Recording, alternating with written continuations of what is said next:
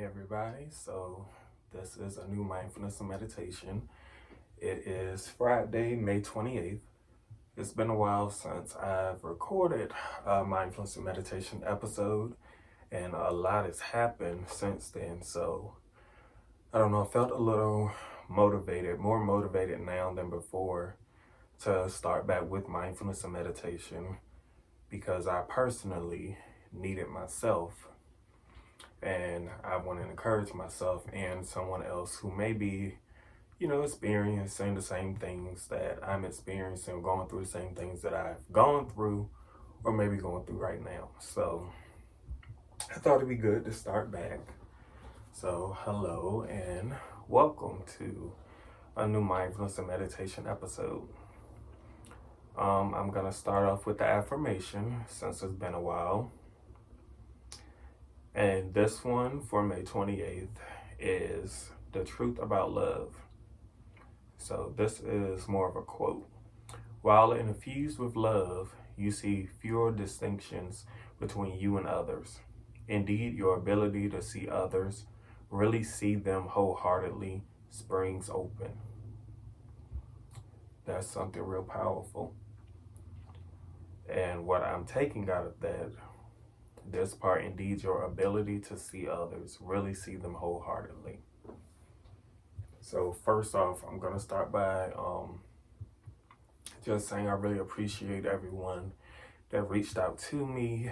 If you don't know, on, I want to say it was May 15th, it was a Saturday, I was helping a friend out with a youth group that we have. We were setting up for an event. We wanted to have a prom for the high schoolers that's in our youth group. And we went to set up and I ended up injuring my foot. I fell from the top step of this shed. And I fell from a pretty high step. I ended up spraining my foot. I had to go to the emergency room, get it checked, and I was on crutches for over a week. This is probably the second week I got off crutches. This week around probably Sunday. I had to use it again yesterday because I decided to go back to work a few days ago after being off for a week. And I don't think I was ready all the way. So I had to get back on crutches to give my foot a little break. So right now I have on my compression socks to kind of help it breathe. I'm taking my medicine and I'm just resting it out. I hope and pray within the next week I see some more improvement. So just keep this guy in prayer because I've been really discouraged. And while I'm discussing that, I can go deeper because I'm not ashamed. Everyone has problems and issues they face and fears. So as a child, I've had a fear of animals. I've been tackled by a dog at a really early age, about age 3 maybe. I was actually attacked again a year later.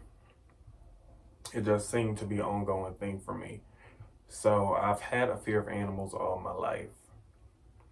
I feel like as I've gotten older, because as a child I could tolerate some animals, even puppies, but as I've gotten older, because my anxiety is just so bad that it's just going to an all-time low. So anytime I see an animal, I instantly try to take off. And that's what happened with this whole foot situation. Tried to take off and now have this injury. But I said that to say this. I've laughed to try to keep myself from being, hurt, upset, to keep myself from getting back into depression. But to anyone that has a fear, it's not something you can get over easily. And it may seem small to other people, but it's not small to you. So to the people that do all the laughing and the clowning about me being afraid of animals and fear, take a walk in my shoes and experience what I've experienced, and then have that talk with me and try to laugh. But you don't know what I've gone through, what I've experienced, and it may be easy for you to get over something, but it may not be that easy for me. Clearly, it's not. But after this incident, I just decided to just go a little deeper and get the help that I need, not just for fear, but just to help me with my anxiety as a whole. I've talked before about my battles with depression and with, you know, my ongoing situation with dealing with grief. It's a really rough thing, and I've been trying to handle it on my own. I feel like I have gotten a little better and I am dealing with it better, but I still feel like there's nothing wrong with getting extra support and getting help. So I'm taking those steps and getting just a little bit more support and help so I can talk to someone and just get out how I'm feeling. I'm very thankful for my doctor. It was just my primary care physician, but he's been in my life since I was a baby, in my family's life, so he knows my situation with my birth mom, her death when I was before I was even 2 years old, my grandmother who raised me, who was my adopted mother, my second mom. He was very close with her because I was her doctor, so he knows what I'm going through, and he's had experiences with losing his loved ones, so he definitely encouraged me to, just be able to talk to someone and remind myself that you're going to grieve forever. Don't think that you're going to get over it and you just let it go, especially someone that you're really close to, your mother, father, whoever it may be, your loved one. But just be able to express how you feel, get it out, and be able to go on somehow. That's what I took out of the conversation. So I am taking steps to just talk to someone else and get more support. Because it gets hard. I will say, while I've had this situation with my foot, I definitely got very discouraged. I got really depressed. I felt like, even though I wasn't by myself, because I had great support from my father. I'm very thankful for him from the time I had the accident to now. He's been there with me. He went up with me to the hospital. He's been checking on me. He's my dad. I love him to death. I don't know. I just felt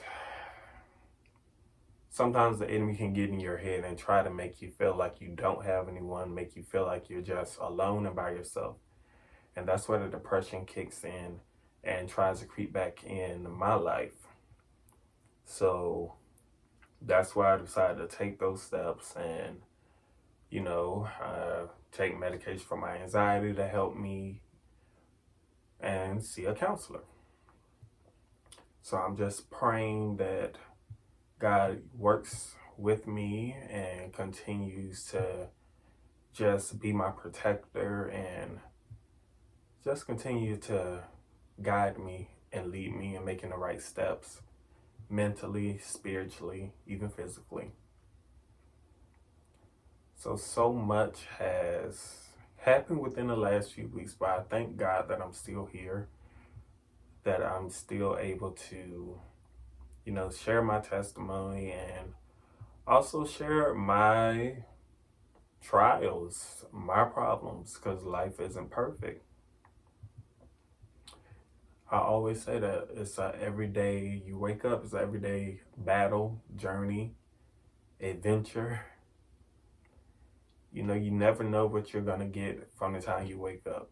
But I do realize I need to wake up and just give thanks to God for being able to be alive, live and breathe, and just pray that He guides me each day.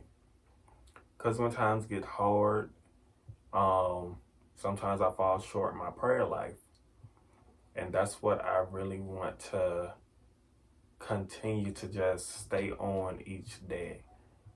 And when you miss a day, you can easily miss another and another and another. It gets hard.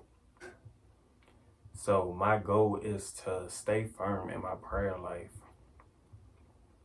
and just make sure I'm putting on the whole armor of God as it says in the Bible.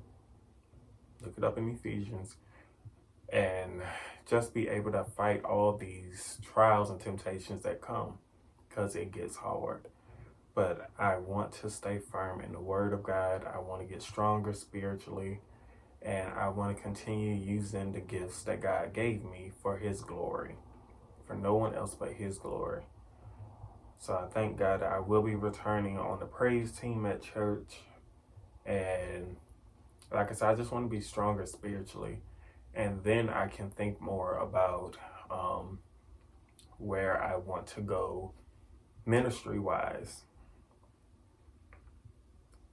But I just thank God for opening my eyes and just continuing to lead me and guide me, because it gets hard and depression is real. It really is. I feel like my fear of animals and all this stuff, it has stemmed from how bad my nerves and anxiety has gotten over the past few years. Like, this stuff didn't just hit when I lost my mom. When my mom was alive and battling her dementia, battling depression with dementia, having cancer, and just being with her and seeing what she went through and helping her all these years.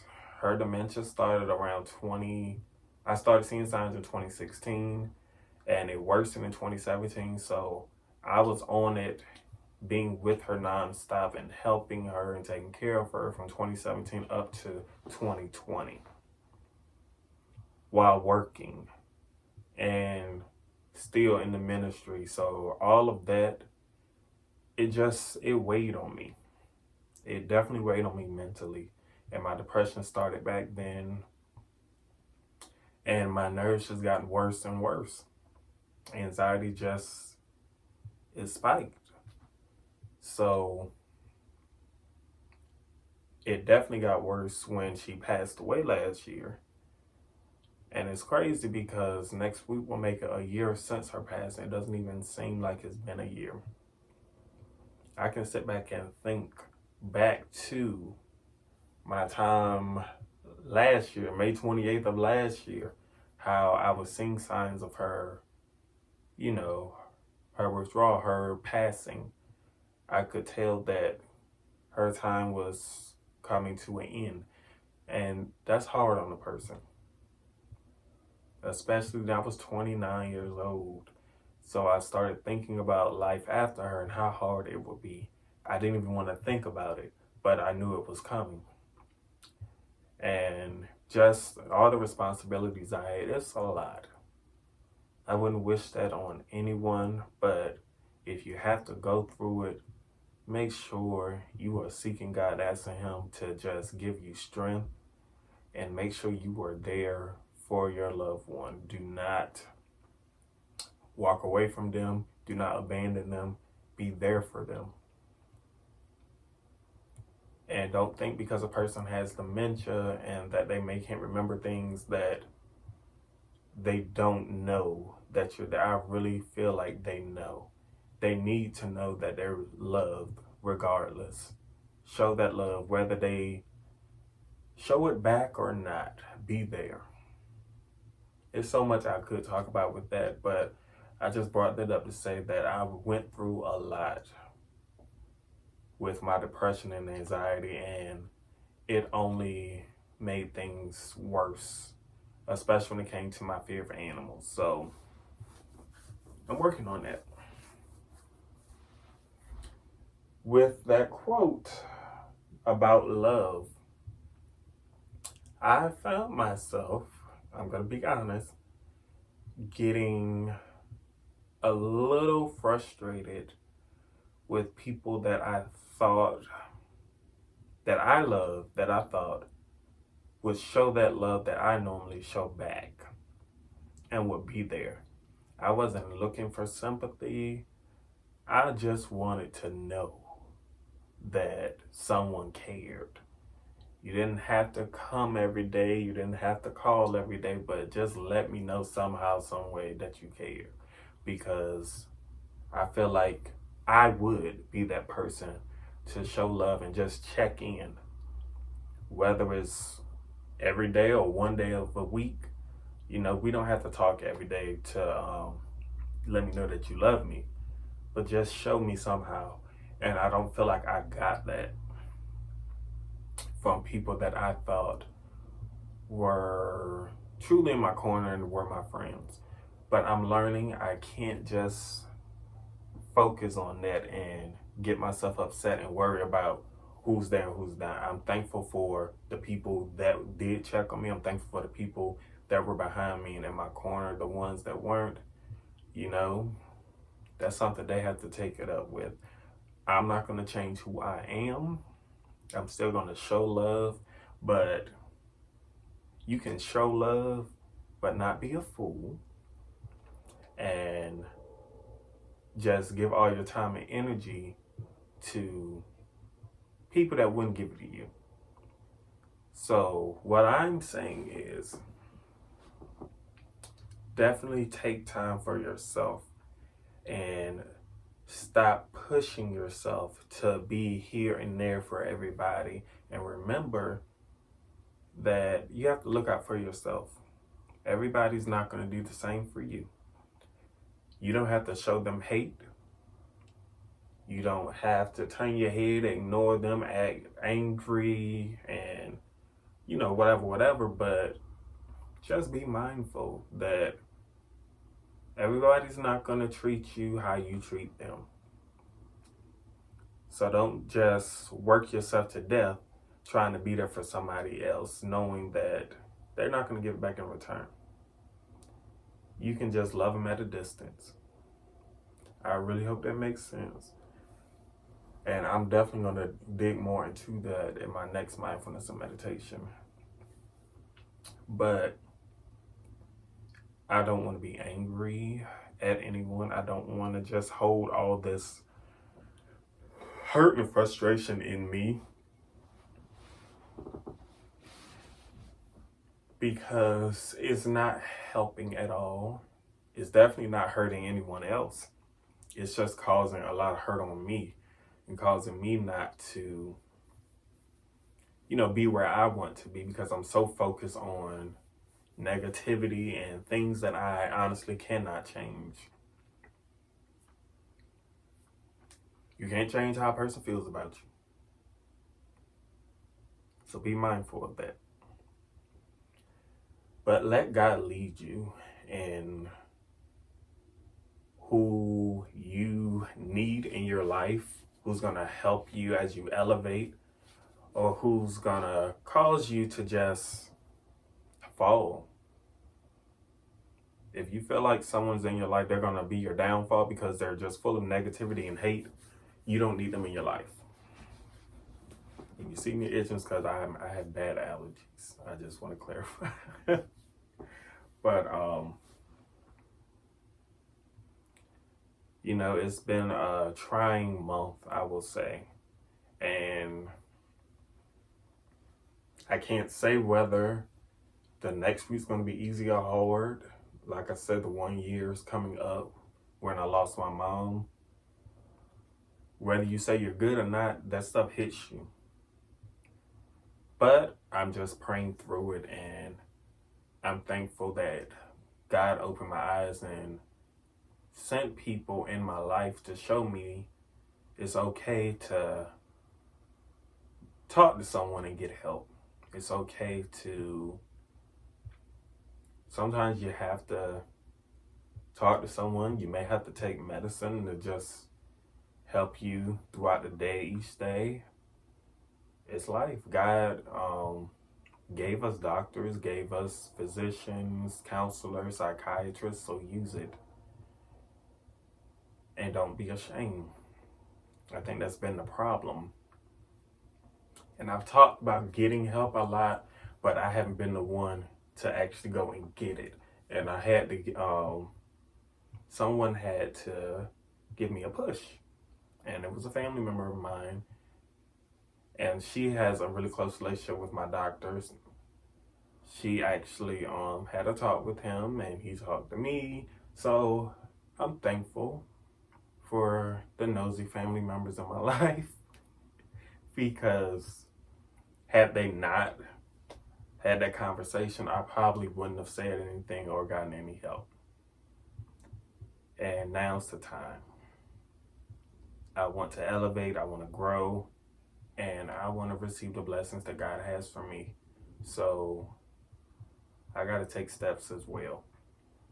And not just in that way, but take steps to just be a better person and just work on change and ask that God forgives me. And if I've hurt or harmed anyone, that they forgive me as well.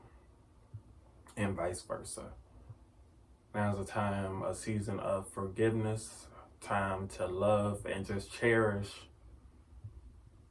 each day, because life is short. Never in a million years did I think, even though I knew she was struggling, that a friend of mine, a classmate from elementary, middle, high school, that her life would have ended a few days before my accident with my foot. That really opened my eyes to, well, it opened my eyes more to how short life really was. And it really hurt, because she was one of my encouragers. She was always checking in on me when she was at an all-time low, when she was going through stuff health-wise, and I knew it. But she still took time out to make sure I was good. And I was always glad that I got to check in with her as well, to let her know that, you know, I loved her. She was like a little sister to me. So cherish this thing called life and the people that's in your life now, because you don't know when your time is up, when their time is up.